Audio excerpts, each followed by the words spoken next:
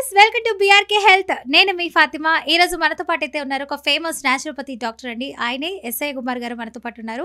Sir అడిగి మరిన్ని వివరాలు అయితే తెలుసుకుందాం. అంతకంటే ముందు అసలు ఏం అడగబోతున్నారా అని అనుకుంటున్నారు కదా, సో దాని గురించి నేనైతే చెప్పేస్తున్నాను. ఏం లేదండి, చాలా మంది ఆడవాళ్ళల్లో 40 ఇయర్స్ దాటిన వాళ్ళకి చాలా రకరకాల ప్రాబ్లమ్స్ వస్తుంటాయి బాడీలో. సో ఎందుకు వస్తుంది, ఏంటి, దీని గురించి పూర్తి ఇన్ఫర్మేషన్ అయితే సార్తో మాట్లాడి తెలుసుకుందాం. నమస్తే డాక్టర్ గారు. నమస్తే. ఎలా ఉన్నారు? Good sir. గత కొన్ని రోజుల్లో చూసుకుంటే సార్, చాలామంది లేడీస్ అంటున్నారు 40 ఇయర్స్ దాటిందంటే రకరకాల ప్రాబ్లమ్స్ వస్తున్నాయి సార్. అసలు ఎందుకు ఈ ప్రాబ్లమ్స్, ఎలాంటి సమస్యలు వస్తాయి ఆడవాళ్ళలో? Actually that is the peak time actually to get multiple problems in the ladies. And దీనిలో అతి ముఖ్యమైన విషయం ఏంటంటే, జనరల్గా ప్రతి ఒక్కరికి ఈ మెన్సురల్ పీరియడ్ మనకు మంత్లీ వస్తూనే ఉంటాయి. So normally generally we get menstrual period every month, okay.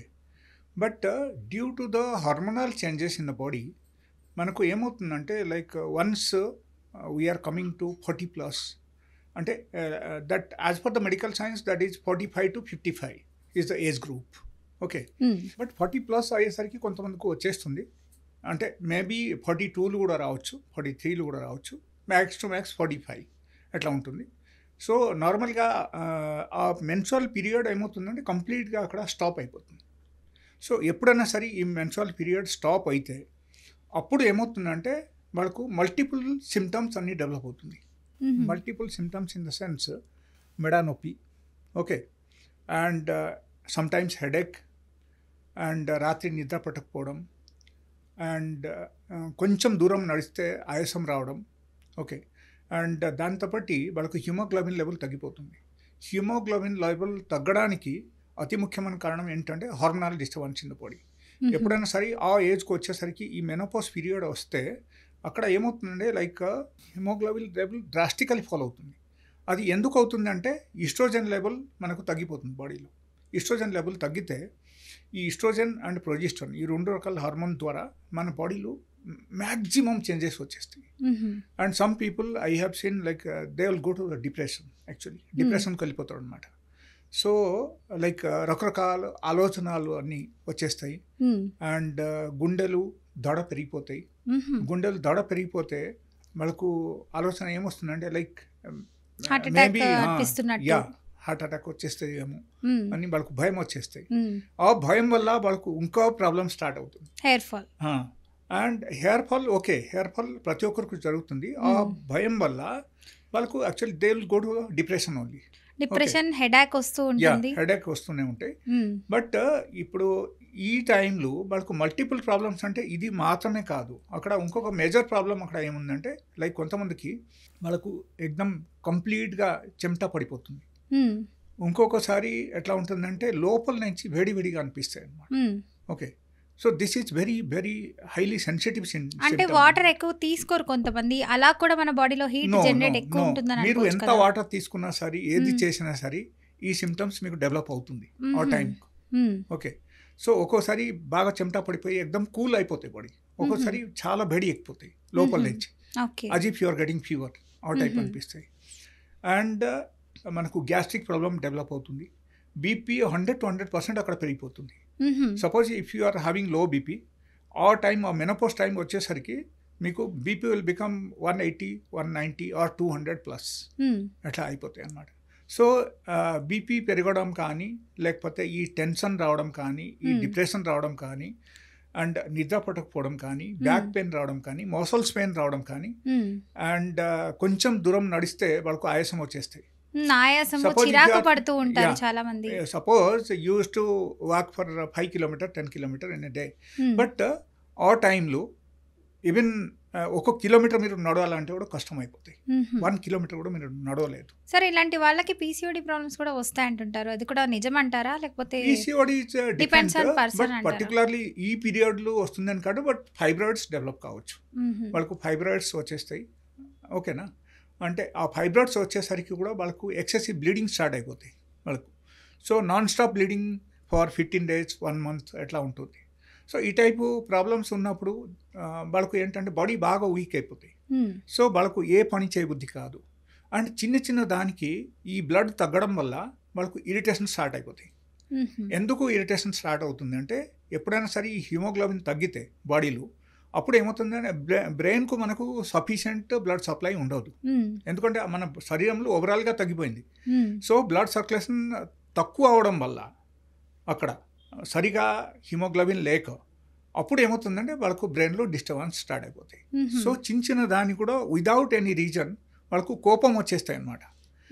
కోపం వచ్చేస్తే వాళ్ళ ప్రతి ఒక్కరికి విదౌట్ ఎనీ రీజన్ ఏ కారణం లేక కూడా వాళ్ళు తిడుతూ ఉంటారు. So suppose let us say you are into a lady boss, you are working for a lady boss and she is into menopause. Okay, that means మీరు బలి అయిపోయారు అక్కడ 100%. మీకు డైలీ విదౌట్ ఎనీ రీజన్ కూడా ఫైరింగ్ జరుగుతాయి అక్కడ. So ఈ type irritation రాకుంటే ఉండాలి, ఈ టైప్ ప్రాబ్లమ్స్ రాకుంటే ఉండాలంటే I have very good medicines. So ఆ మెడిసిన్స్ వాళ్ళు వాడితే వాళ్ళకు ఈ టైప్ ప్రాబ్లమ్స్ ఇమీడియట్ తగ్గుతాయి. అంటే ఇంకా చూసుకుంటే సార్ ఆహారం వల్ల కూడా ఏదైనా లోపం అంటారా ఇలాంటి ప్రాబ్లమ్స్ రావడానికి? ఆహారం వల్ల కాదు, అస్సలు కాదు. దిస్ ఈజ్ ఇంజర్లీ అండి, న్యాచురల్లీ హ్యాపెన్స్. అంటే ఇప్పుడు చూసుకుంటే చాలా మంది డైలీ వర్కింగ్ స్టైల్ వల్ల సరిగా తినకపోవడము, కరెక్ట్ గా నిద్రపోకపోవడము, ఎక్సర్సైజ్ ఉండట్లేదు, ఇలాంటి వాటి వల్ల కూడా రావచ్చు కదా. అంటే గుండె సమస్యలు, డిప్రెషన్ అంటున్నారు కదా, అట్లా ఓన్లీ దాని వల్ల కాదు.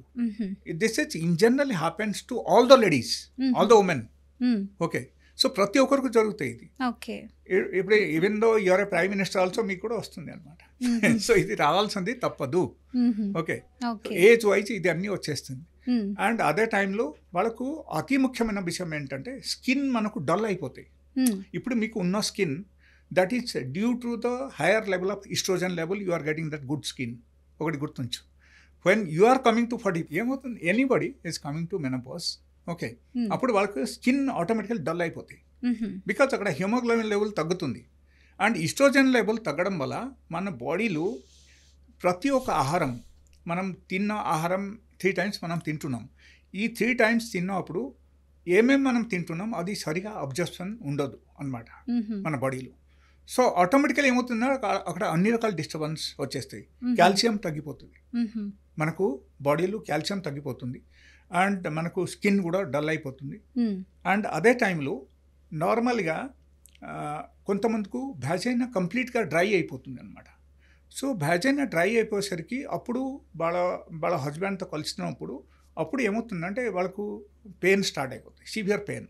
బికాజ్ లూబ్రికేషన్ తగ్గిపోతుంది వ్యాజైనాలో 100%. అక్కడ ఏమవుతుంది, సివియర్ పెయిన్ వస్తుంది. ఆ పెయిన్ వచ్చినప్పుడు వాళ్ళ ఇంకో తర్వాత వాళ్ళ ఎప్పుడైనా మళ్ళీ కలవడానికి వాళ్ళ ఇష్టపడరు. సో అప్పుడు నుంచి ఏమవుతుందంటే వాళ్ళ ఇద్దరి మధ్యలో కూడా అక్కడ గొడవలు స్టార్ట్ అయిపోతాయి, వైఫ్ అండ్ హస్బెండ్ మధ్యలో. Okay, that is also another point. And ఈ టైపు ప్రాబ్లమ్స్ ఉన్నప్పుడు అతి ముఖ్యమైన సిమ్టమ్స్ అక్కడ ఏంటంటే నిద్ర పట్టకపోవడం. హార్డ్లీ ఒక లేడీకి మెనోపాజ్ వచ్చిన తర్వాత maybe she will get sleep only for 1 hour or hardly 2 hours. Hardly 2 hours they'll get sleep. వాళ్ళకు నిద్ర పడద్దు అసలు. ఈవెన్ దో వాళ్ళ వెళ్ళి మంచం మీదకి వెళ్ళి పడుకున్నా సరే just they will close there ice, but internally వాళ్ళకు నిద్ర రాదు. ఓకే, అండ్ ఎంత మెడిసిన్ మీరు వాడినా, నిద్ర పట్టకపోవడానికి స్లీపింగ్ పిల్స్ మీరు వాడినా, లేకపోతే ఇంజెక్షన్ తీసుకున్నా, ఏది చేసినా సరే కూడా ఆ సిమ్టమ్స్ తగ్గదు, వస్తూనే ఉంటాయి ఆ టైప్ ప్రాబ్లమ్స్. అండ్ ఆ స్లీపింగ్ పిల్స్ వాడడం వల్ల వాళ్ళకు ఇంకో రకరకాల ప్రాబ్లమ్స్ అన్నీ స్టార్ట్ అయిపోతాయి.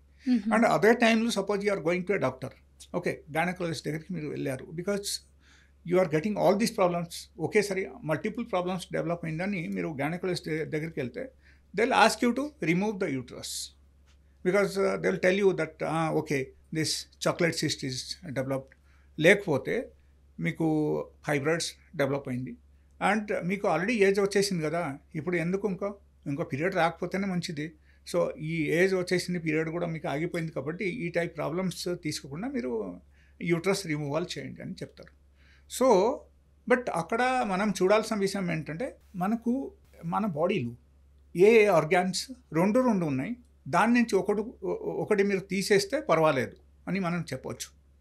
బట్ ఎలా కాకపోతే suppose without any reason, suppose you are telling that you should remove the uterus అని మనం చెప్పేస్తే that is, in my opinion, it's not correct at all.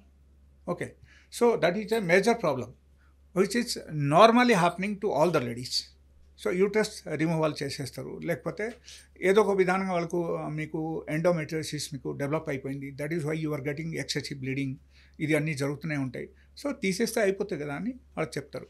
But okay, that is their studies, వాళ్ళ studies ప్రకారంగా వాళ్ళు చెప్తున్నారు, వాళ్ళ treatment వాళ్ళు చేస్తున్నారు. I'm not saying no, but there are certain treatment in my clinic or treatment ఎవరైనా సరే వాళ్ళు తీసుకుంటే వాళ్ళకు 100 to 100% ఈ టైప్ ప్రాబ్లమ్స్ రానే రాదు. అండ్ వాళ్ళకు ఎవరెవరికి సని ఈ టైప్ స్కిన్ అన్ని డల్ అయిపోయింది, ఆ స్కిన్ ట్యూన్ మళ్ళీ మారుతాయి అక్కడ నా మెడిసిన్స్ వాడడం మొదలు పెడతాయి. ఓకే, సో స్కిన్ ట్యూన్ మారుతాయి, వాళ్ళకు అగైన్ మళ్ళీ పాత స్కిన్ వాళ్ళకు వచ్చేస్తాయి, వాళ్ళకు సరిగా నిద్ర పడతాయి, వాళ్ళకు ఎక్సెసివ్ ఎప్పుడైనా సరే ఈ దడ, నేను చెప్పాను కదా ఎక్కువగా దడ వచ్చినప్పుడు ఆ ఎక్కువగా ఉన్న దడ కూడా అది తగ్గిపోతుంది ఆటోమేటికలీ అదే మెడిసిన్ ద్వారా. Okay, so I give only 2 or 3 medicines, that's all. ఈ 2-3 మెడిసిన్స్ ద్వారా వాళ్ళకు పూర్తిగా ఈ సిమ్టమ్స్ మొత్తం కవరప్ అవుతుంది, వాళ్ళకు సరిగా నిద్ర పడతాయి, దడ ఆగిపోతుంది, వాళ్ళకు బాగానే ఉంటుంది, డిప్రెషన్ ఎస్, అండ్ నిద్ర కూడా సరిగా పడుతుంది వాళ్ళకి, నొప్పి ఎక్కడ ఉండవు. నార్మల్గా మనకు జనరల్గా ఈ జాయింట్ పెయిన్స్ కానీ మసల్స్ పెయిన్ కానీ ఇది అన్ని డెవలప్ అవుతుంది అదే టైంలో, severe muscles pain, and that cannot be cured by any sort of pain killer మీరు తీసుకున్నా సరే కూడా మీకు నొప్పి తగ్గదు. సో ఎలాంటి ప్లేస్లో మాత్రం my medicine works. Okay, so this wonderful medicine actually. నా ఉద్దేశం ఏంటంటే ఈ టైపు ప్రాబ్లమ్స్ డెవలప్ అయితే మీరు ఓరి అవడం అసలు అవసరం లేదు. ఫస్ట్ థింగ్ మనం అక్కడ చూడాల్సిన విషయం ఏంటంటే మీకు ఎన్ని రోజుల నుంచి పీరియడ్స్ రావట్లేదు. ఇప్పుడు ఇది సంథింగ్ లైక్ 1 month 2 months రాలేదు, 3 months రాలేదు, అంటే that is something different. But continuously if it is completely stop for 1 year వరకు మీకు రాలేదంటే then you should doubt about this, then menopause వచ్చిందని మీరు అనుకోవచ్చు. అండ్ మోర్ ఓవర్ మీరు you can go for a test also.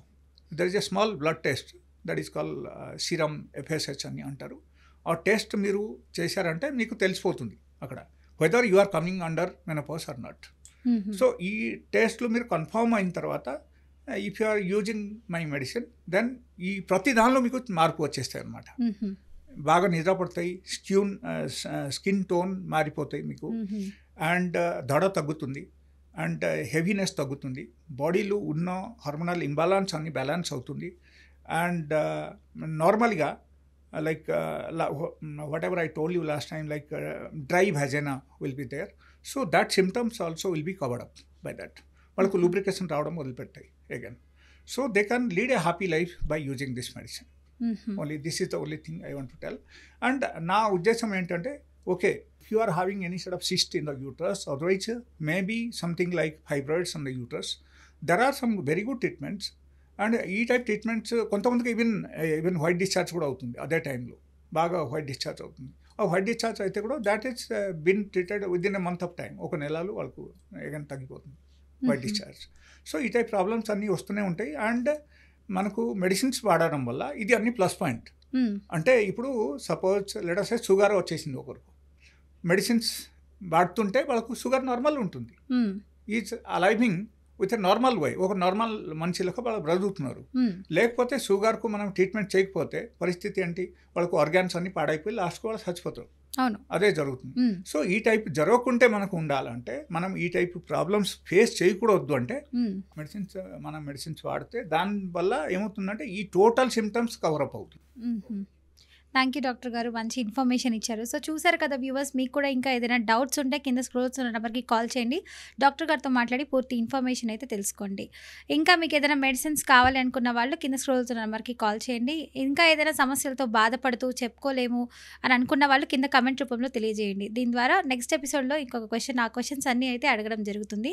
అందరికీ చూస్తూనే ఉండండి BRK హెల్త్. సైనింగ్ ఆఫ్ మీ ఫాతిమా.